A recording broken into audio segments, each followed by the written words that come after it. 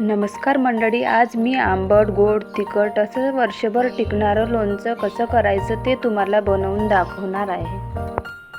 चला तर मी इथे दाखवल्याप्रमाणे 20 ते 25 समान आकाराचे छान फ्रेश लिंबू धुवून घेणार आहे.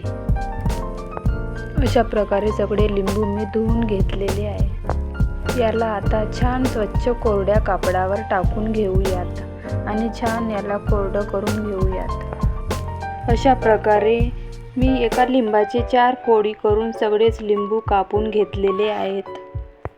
आता मी याला गॅसवर ठेवून 2 ते 3 मिनिट शिजवून घेणार आहे. त्यानंतर मी यामध्ये 1 वाटी साखर घालून घेणार आहे आणि याला छान पाणी सुटतपर्यंत मिक्स करून घेऊयात. त्यानंतर झाकण ठेवून 10 ते 12 मिनिट याला शिजवून घेऊया. तुम्ही पाहू शकता की यामध्ये साखरेचं पाणी सुटलेलं आहे. त्यानंतर मी यामध्ये 1 वाटी गूळ घालून घेणार आहे. याला पण छान गुळाचा पाक येईपर्यंत मिक्स करून घेऊयात.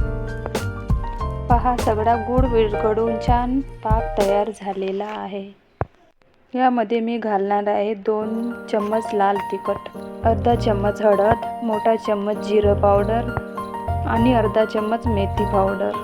त्यानंतर वरून थोडंसं मीठ घालून घेऊयात आणि याला छान एकजीव करून घेऊयात. यामध्ये मी 1 चम्मच काळं मीठ घालून घेणार आहे. या मिठाने लोणच्याला छान चव येईल आणि या परत छान याला मिक्स करून घेऊया. बघा, पूर्णपणे शिजल्यानंतर लोणच्याला असा कलर येईल. नंतर समजून जायचं की आपलं लोणचं तयार झालेलं आहे. आता या लोणच्याला एक स्वच्छ आणि कोरड्या करून घेतलेल्या काचेच्या भरणीमध्ये मी हे संपूर्ण लोणचं भरून घेणार आहे.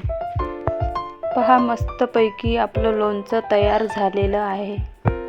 तुम्ही पण अशा प्रकारे एकदम साध्या आणि सोप्या पद्धतीचं लोणचं नक्की करून बघा. व्हिडिओ आवडला असेल तर लाईक आणि सबस्क्राईब नक्की करा.